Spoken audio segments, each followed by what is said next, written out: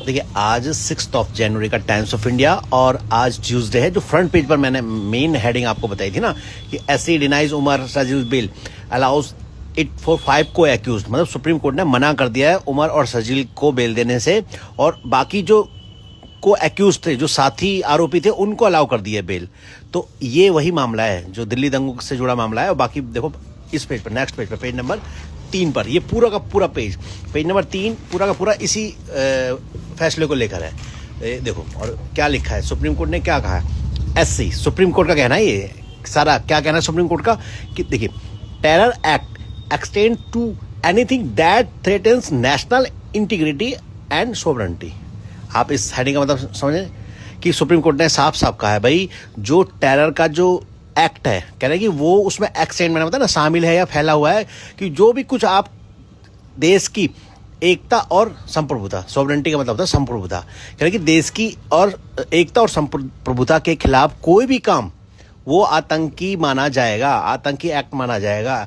और ये ऐसा कहा है, देखो, says not restricted to use of conventional weapons. कह रहे हैं कि ये ऐसा नहीं कि आप तोप गोला बारूद से जब आप हमला करोगे या नुकसान पहुंचाओगे तभी आतंकी घटना मानी जाएगी। नहीं, आपकी कोई वाणी, आपका कोई भाषण, आपका कोई कृत्य अगर देश के खिलाफ जा रहा है, एकता और संप्रभुता के खिलाफ जा रहा है, वो भी इस आतंक के दायरे में शामिल कर लिया जाएगा। और सुप्रीम कोर्ट ने कुछ ऐसा ही करते हुए इन दोनों को बेल देने से मना कर दिया। देखो ये लिखा भी है, एगनी, एगनी का मतलब घोर पीड़ा। देखो ये लिखा ना, एक वो क्या भी है, एगनी का मतलब घोर पीड़ा, घोर दुख इन दोनों को हुआ क्योंकि उनको बेल देने से मना कर दिया और रिलीफ मिला है। बाकी 5 इनके साथियों को रिलीफ मिला है, उनको बेल दे दिया सुप्रीम कोर्ट ने, उनको मिला है रिलीफ, इनको लेकिन एगनी, घोर पीड़ा इनके लिए।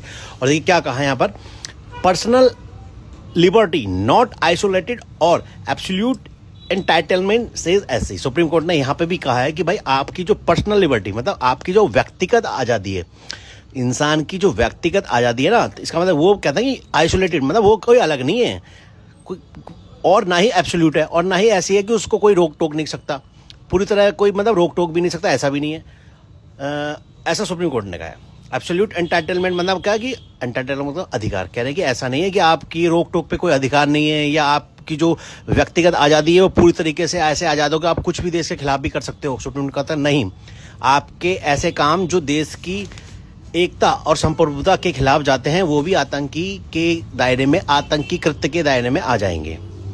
तो इसलिए सुप्रीम कोर्ट ने मना कर दिया इन दोनों को बेल देने से।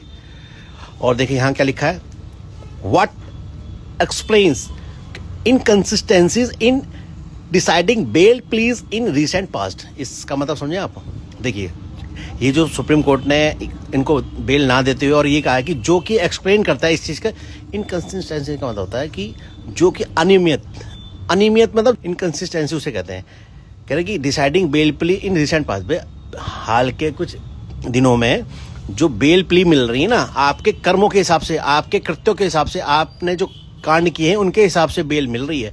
जिसने किया है ज़्यादा खतरनाक देश की एकता और संप्रभुता के खिलाफ, उनको बेल नहीं मिली और बाकियों को मिल गई है। तो इसलिए कहा कि व्हाट एक्सप्लेन अनियमित, हिंदी में बोलते हैं अनियमित, जो मतलब एक उसमें नहीं है, एक जैसा नहीं है, उसे कहते हैं इनकंसिस्टेंसी। तो देखो कंसिस्टेंसी का मतलब होता है कि लगातार एक जैसा होता है, और इनकंसिस्टेंसी मतलब जो लगातार नहीं है। और यहाँ लिखा है डिस्क्रिशनरी पावर। अच्छा, डिस्क्रिशनरी का मतलब तो आपके जो बुद्धि विवेक से आप निर्णय लेते हैं उसे कहते हैं डिस्क्रिशनरी। डिस्क्रिशन का मतलब होता है ना समझ और विवेक, तो वहीं से आया डिस्क्रिशनरी पावर कि जो जज जो लेते हैं अपने बुद्धि विवेक से निर्णय लेते हैं, ऐसा कहना ये है। क्योंकि बुद्धि विवेक से निर्णय लेते हुए सुप्रीम कोर्ट ने इन दोनों को बेल नहीं दी है, बाकियों को दे दी है जिनको लगता है कि इनको बेल दे देनी चाहिए। तो इसलिए लिखा है डिस्क्रिशनरी पावर, वही समझेंगे आप। ये दिल्ली दंगों से जुड़ा है मामला। देखो ये 2020 के जो राइट्स हुए थे ना, उसमें जो 2000 से ज़्यादा अरेस्ट हुए थे और 757 केस दर्ज किए थे, एफआईआर दर्ज की गई थी। ये दिल्ली दंगों से जुड़ा मामला है। ये देखो सिर्फ बिहार का ये दिल्ली दंगा। और देखिए यहाँ पर सत्यमेव जयते ऐसा बीजेपी ने कहा है। सुप्रीम कोर्ट का जो ऑर्डर है ना, बीजेपी ने कहा है कि सत्यमेव जयते, सत्य की जीत हुई है। और उधर लेफ्ट का कहना है, लिखा है कि against principles of natural justice, कह रहे हैं कि जो प्राकृतिक न्याय के सिद्धांतों के खिलाफ है ये फैसला। ऐसा लेफ्ट ने, लेफ्ट मतलब जो बीजेपी, एक दो दो धारा है ना, विचारधारा, एक लेफ्ट विचारधारा और जिसमें कांग्रेस वगैरह उससे जुड़े दल हैं, और दूसरी तरफ बीजेपी ने तो सत्यमेव जयते कहा है, लेकिन बाकी जो कांग्रेस और बाकी उसके जो दल हैं, तो लेफ्ट ने क्या कहा है कि against principles of natural justice, कि ये प्राकृतिक सिद्धांतों के खिलाफ है ये न्याय सुप्रीम कोर्ट का। उन्होंने मतलब इसको सराहाया नहीं है और इसको गलत बताया है। तो ये पूरा का पूरा पेज नंबर 3 पूरा का पूरा 2020 के राइट्स को लेकर है, दंगों को लेकर है। और यहाँ पढ़ना आप इसे कि what supreme court said, supreme court ने ये सब कहा है, और जो इनको एगनी मतलब घोर पीड़ा हुई है उनके रिश्तेदारों ने क्या कहा है, रिलीफ जिसे मिला उन्होंने क्या कहा है। तो पूरा पेज नंबर 3 ये इसी बात को लेकर है, दिल्ली दंगों को लेकर। इंटीग्रिटी का मतलब होता है एकता, और सॉवरेंटी का मतलब होता है संप्रभुता। संप्रभुता का मतलब तो जानते हैं, जो जिसको अपना पूरा अधिकार है अपने निर्णय करने का, न्याय करने का, अपने कानून बनाने का, उसमें पास पावर है, देश को चलाने की पावर, समझो सॉवरेंटी कहलाती है, ये है।